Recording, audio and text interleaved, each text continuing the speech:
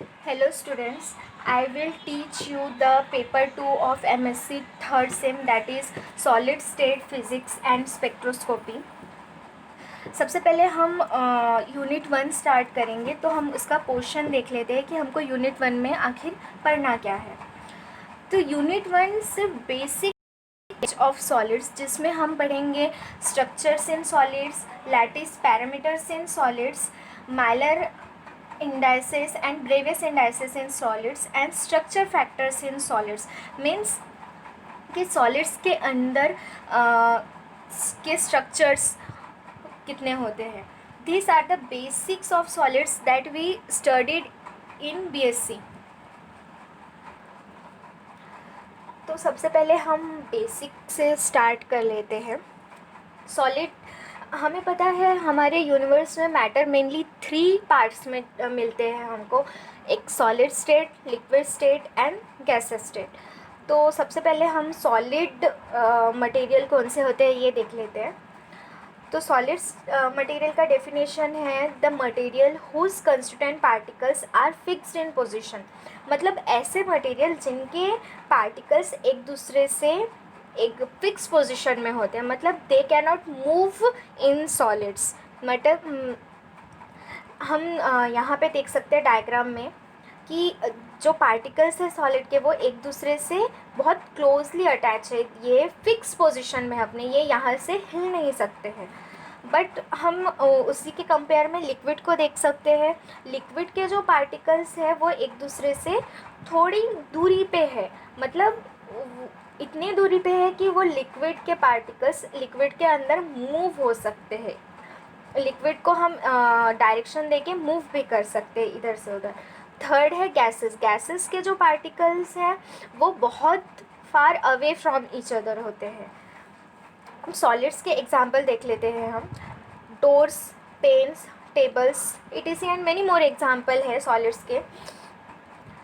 Next इसमें हम आते हैं प्रॉपर्टीज़ ऑफ सॉलिड्स की. सॉलिड्स क्या प्रॉपर्टीज़ को फॉलो करता है. फर्स्ट है properties of solids are tightly bonded with each other. Solids के जो पार्टिकल होते हैं वो एक दूसरे से बहुत ही ज़्यादा टाइटली बाउंडेड होते हैं. यहाँ पे हम देख सकते हैं इनके बीच में ज़्यादा गैप नहीं है, मतलब ये टाइटली बॉन्डेड है. सेकेंड है they possesses definite shape and volume. Means यहाँ पे आके इनके पार्टिकल्स टाइटली बाउंडेड है, मतलब टाइटली बाउंडेड होने की वजह से इनका एक फिक्स्ड शेप होता है जिसको हम डिफाइन कर सकते हैं कि वो सर्कल शेप है, ओवल शेप है, स्क्वायर शेप है या कौन सा शेप है. थर्ड देख ले, दे हैव हाई डेंसिटी. ये हाई डेंसिटी किसके ऊपर डिपेंड है कि ये टाइटली बाउंडेड है एक दूसरे से. मतलब किसी भी कंटेनर में हम सॉलिड के पार्टिकल्स ज़्यादा आ सकते हैं, मतलब उनकी डेंसिटी क्या होती है, हाई होती है. फोर्थ प्रॉपर्टी है intermolecular force between particles are strong. जैसे कि वो क्लोजली अटैच है एक दूसरे से तो उनका इंटरमॉलिकुलर फोर्स क्या होगा, हाई होगा. Fifth, they have high melting point. अब इंटरमॉलिकुलर फोर्स ऑफ अट्रैक्शन दो पार्टिकल्स के बीच में क्या है, हाई है, तो उनका मेल्टिंग पॉइंट भी हाई होगा क्योंकि वो एक दूसरे से जल्दी दूर नहीं हो पाएंगे. नेक्स्ट हम देख लेते हैं क्लासिफिकेशन इज सॉलिड. सॉलिड को हम अलग अलग पार्ट्स में क्लासीफाई कर सकते हैं. तो हम देखेंगे based on the conductivity of solid. Solids को हम उसके कंडक्टिविटी से डिफाइन करेंगे. तो सबसे पहला है उसमें कंडक्टर. कंडक्टर ऐसे मटेरियल्स होते हैं जो अपने अंदर से इलेक्ट्रॉन्स या चार्ज को फ्लो होने के लिए अलाउ करते हैं. मीन्स ऐसे the materials who allow electrons और charge or other particles to flow through it. Not particles, charge और electrons. वो हीट के भी हो सकते हैं या इलेक्ट्रिसिटी के भी हो सकते हैं, जो भी. इंसुलेटर ऐसे मटेरियल है जो अपने अंदर से इलेक्ट्रॉन्स, हीट के इलेक्ट्रॉन्स या करंट के चार्जेस को फ्लो होने नहीं देते हैं। थर्ड, ऐसे मटेरियल होते हैं जिनके अंदर दोनों प्रॉपर्टी होती है, कंडक्टर की भी, इंसुलेटर की भी।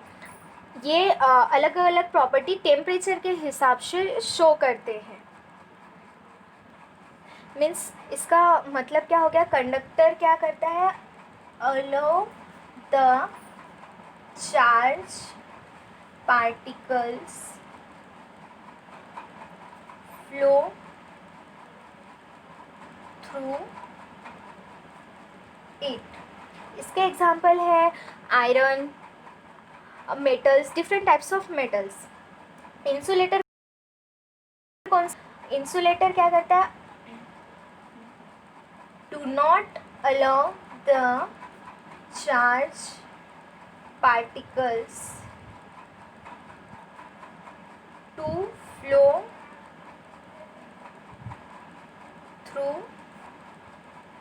देम। और सेमीकंडक्टर्स ऐसे मटेरियल है जो दोनों प्रॉपर्टी फॉलो करते हैं, बोथ कंडक्टर एंड इंसुलेटर।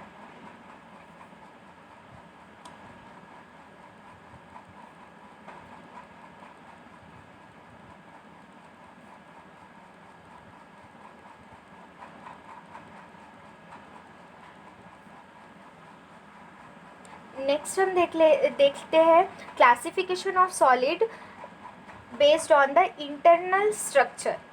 उनका इंटरनल स्ट्रक्चर कैसा होगा। तो फर्स्ट है इसमें क्रिस्टलाइन सॉलिड्स,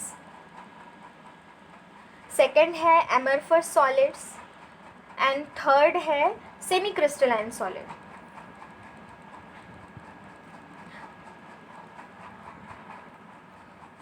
तो अब हम देखेंगे व्हाट इज क्रिस्टलाइन सॉलिड।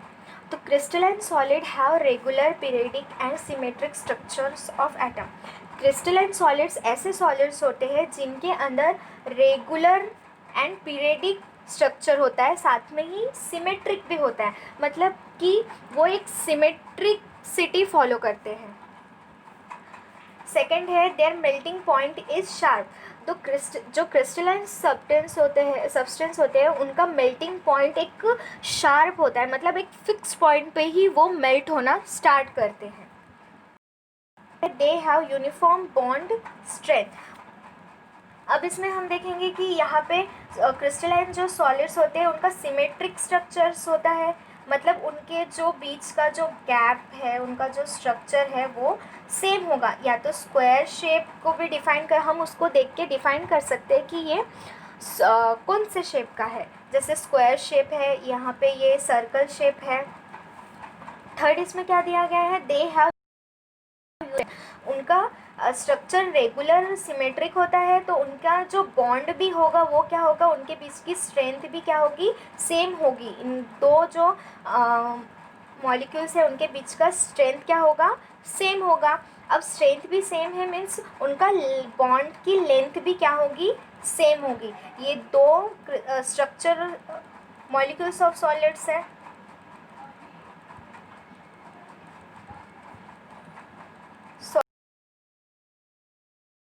दूसरे से तो मीन्स इसके बॉन्ड लेंथ क्या होंगे, सेम होंगे, सेम बॉन्ड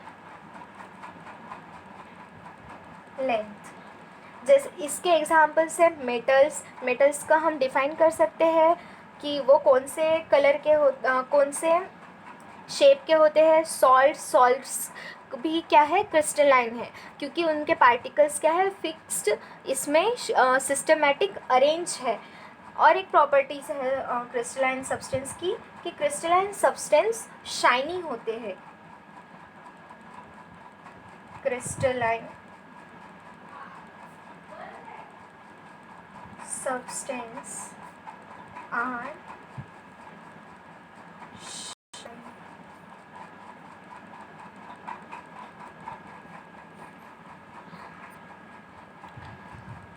नेक्स्ट है उसमें एमरफस सॉलिड्स। तो amorphous solids have irregular periodic and unsymmetric structures of atom. मतलब amorphous solids के जो atoms है वो irregular pattern में अरेंज होते हैं और उनका स्ट्रक्चर असिमेट्रिक होता है. मतलब यहाँ पे हमने देखे थे कि सॉलिड में उनका स्ट्रक्चर कैसा है, सेम है. यहाँ पे क्या है, सारे स्ट्रक्चर्स उनके सर्कल ही है, यहाँ पे स्क्वायर या रेक्टेंगल शेप में ही दिख रहे हैं. बट यहाँ पे एमरफस सॉलिड्स में वो फिक्स नहीं होता है, वो किसी भी शेप में हमको मिल सकते हैं, किसी भी शेप में मिल सकते हैं. सेकेंड है melting point is over a range of temperature. Melting point उनका टेम्परेचर के रेंज के ऊपर डिपेंड है.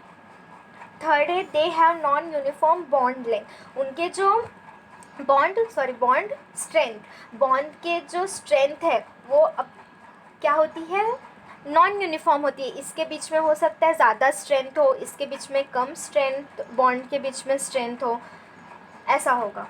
फोर्थ है they have non uniform bond length. उनके बीच का जो बॉन्ड की जो लेंथ होगी वो भी क्या होगी, असिमेट्रिक होगी. क्या होगी, असिमेट्रिक.